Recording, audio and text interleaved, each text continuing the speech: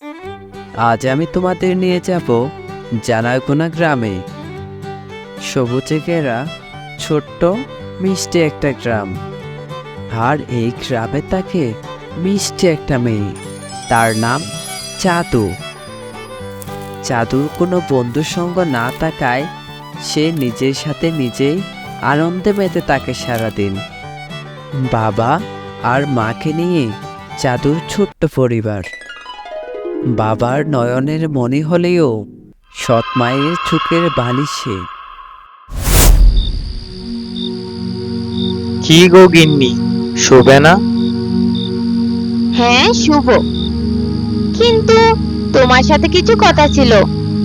কি কথা গিন্নি? বলছি, চাঁদু কিন্তু তোমার আদরে আদরে বাঁদর হয়ে যাচ্ছে। দিন রাত খালি টই টই করে ঘুরে বেড়ায়, পড়ালেখায় কোনো মন নেই। দিন দিন বকাটে মেয়ে হয়ে যাচ্ছে ও। গিন্নি, ও একটা মা মরা মেয়ে, বুঝতে তো পারছো। একটু আদর করে আগলে রেখো না। শোনো গিন্নি, পরশু থেকে পাশের গ্রামে মেলা চলবে। বিরাট মেলা বসতে চলেছে। সে মেলার প্রচুর তর্জুন, প্রচুর কাজ বাকি, বুঝলে? আমি কাল রওনা দিব, ফিরবো সে পরের সপ্তাহে। তোমার চাঁদুকে নিয়ে থাকতে কোনো অসুবিধা হবে না তো? অসুবিধা কি হবে?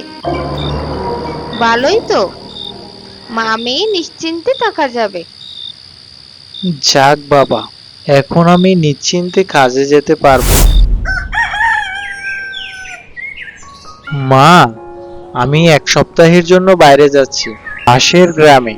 তুমি কিন্তু মায়ের কাছে একদমই লক্ষ্মীটি হয়ে থাকবে, কোনো দুষ্টুমি করবে না, বুঝলে? পাশের গ্রামে কি আছে বাবা? পাশের গ্রামে মেলা বসবে রে মা, সে বিরাট মেলা। ওই মেলার কাজে তো যাচ্ছি। মেলা? বাবা, আমাকেও নিয়ে চলো না। আমি কত বছর মেলায় যাইনি। আমি তো মেলায় কাজে যাচ্ছি রে মা, ঘুরতে নয়। আমাদের গ্রামের পরের মেলায় তোকে সাথে নিয়ে যাব, কেমন? আচ্ছা, তাহলে মেলা থেকে আমার জন্য একটা পুতুল কিনে এনো, কেমন? আমার না একটাও পুতুল নেই। আচ্ছা, তোর পুতুল লাগবে? হ্যাঁ বাবা, আমি ওকে খাওয়াবো, একসাথে খেলা করব, খুব মজা হবে। হ্যাঁ, পুতুল? সারাদিন তো পড়ালেখায় কোনো মন নেই, তারপর আবার পুতুল? ওইসব পুতুল টুতুল কিচ্ছু হবে না। যা, ঘরে গিয়ে পড়তে বস, যা বলছি।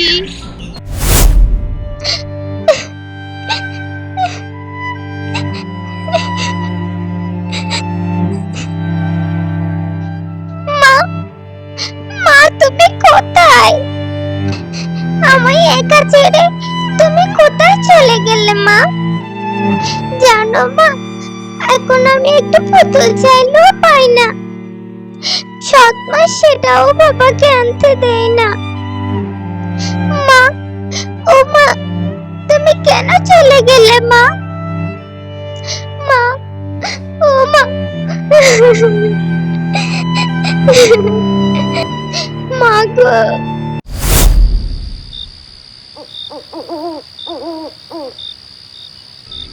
এই হতভাগী পোড়ামুখী, কোথায় গেলি রে? বাইরে আয় বলছি। কি হয়েছে মা?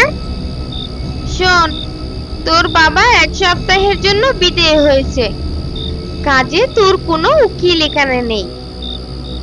যদি ভালোভাবে বাড়িতে থাকতে চাস, তাহলে আমি যাই বলবো সব কথা শুনবি। কাল সূর্য ওঠার সাথে সাথে বাসনগুলো নিয়ে গিয়ে নদীতে মেজে আসবি। তারপরে কাঠ কেটে আনবি জঙ্গল থেকে। সব মনে থাকবে তো? হে মা, আমি সব কাজ করে দেব, তুমি কিচ্ছুটি চিন্তা করো না।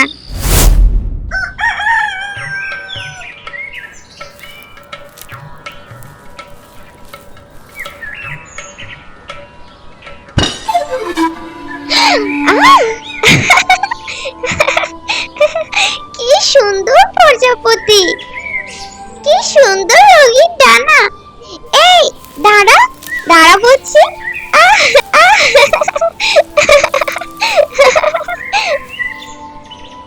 আহ! আহ!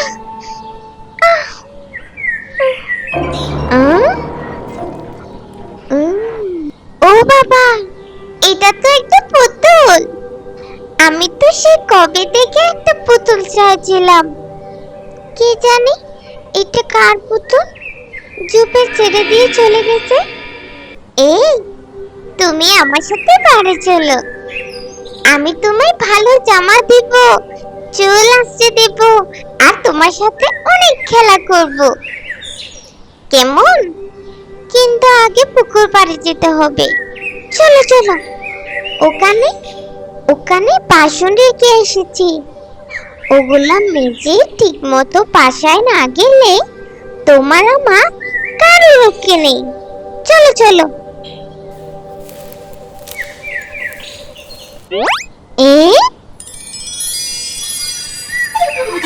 এ কি হলো ব্যাপারটা? আমি তো এখানে সব এঁটো বাসন রেখে প্রজাপতির পেছনে দৌড়ালাম, কিন্তু আমার সব এঁটো বাসন ধুয়ে কে পরিষ্কার করে রাখলো? আশ্চর্য তো, আমি তো কিছুই বুঝে উঠতে পারছি না।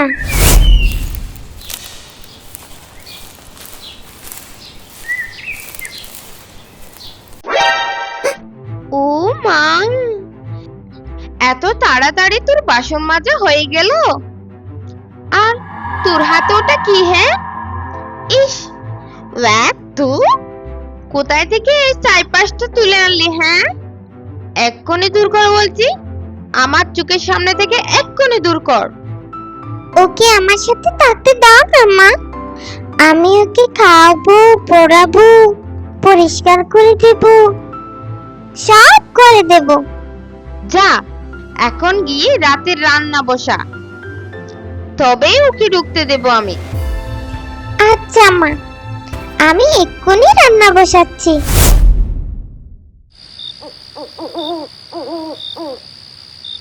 আয় আয় চাঁদ মামা, টিপ দিয়ে যা, আমার পুতুলের কপালে টিপ দিয়ে যা। আজ থেকে তোমার নাম গুড্ডু, ঠিক আছে? তুমি এখন থেকে সব সময় আমার সাথে থাকবে। চলো, এবার আমার পাশে শুয়ে পড়ো। কাল সকাল সকাল জঙ্গলে যেতে হবে কাঠ আনতে, নইলে যে রান্না শুরু হবে না।